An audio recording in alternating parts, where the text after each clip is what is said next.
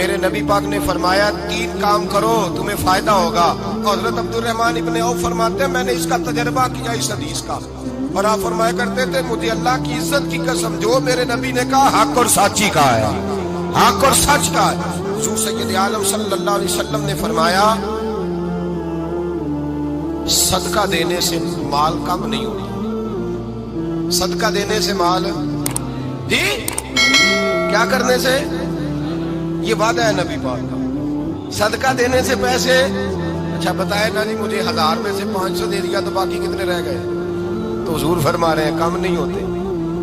1000 دے دیا تو باقی کتنا بچا, نہیں بھائی. میرے محبوب فرماتے ہیں تو اللہ کے راستے میں 1 دے وہ تجھے 700 گنا کر کے واپس عطا فرمائے گا. نبی پاک نے فرمایا صدقہ دینے سے مال کم نہیں ہوتا, اور فرمایا معذرت کرنے سے عزت میں کمی نہیں آتی. معذرت کرنے سے عزت میں کمی, اللہ اکبر, معذرت کرنے سے عزت میں کمی. اور حد کر دی میرے حبیب نے, فرمایا تو رب کی رضا کے لیے عاجزی کر, تیرے نبی کا وعدہ ہے اللہ تجھے عزت عطا فرما دے گا.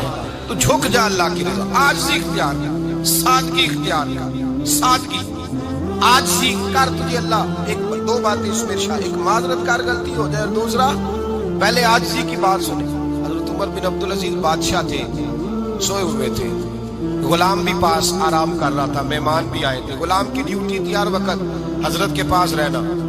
اب سوئے ہوئے دیر ہو گئی, غلام بیچارہ تھوڑا تھوڑا اونگ آتے آتے سو گیا.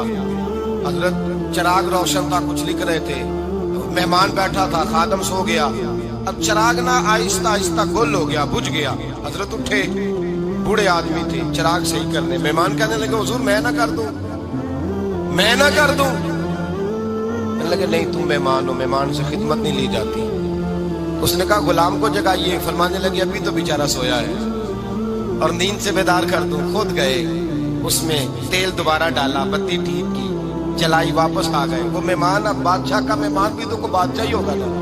کہنے لگا حضور آپ اپنے کام خود کرتے ہیں, کیا لفظ ہے, کیا حسن ہے, اور 2 جملوں میں کیا تاثیر ہے. آپ فرمانے لگے ہاں میں اپنے کام خود کرتا ہوں.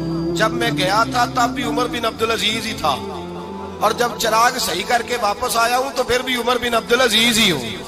میرے اندر کوئی تبدیلی آئی, میں وہی ہوں جو گیا تھا. حضرت سیدنا فاروق اعظم رضی اللہ تعالیٰ عنہ فرماتے میں بیٹھا تھا, اور ابھی 3 دن ہوئے تھے نبی پاک صلی اللہ علیہ وسلم کے وصال ظاہری کو. میں بیٹھا ہوا تھا, 2-3 بچیاں آ گئی, اور حضرت ابو بکر صدیق رضی اللہ تعالیٰ عنہ کے سامنے آ کے بیٹھ کے رونے لگی.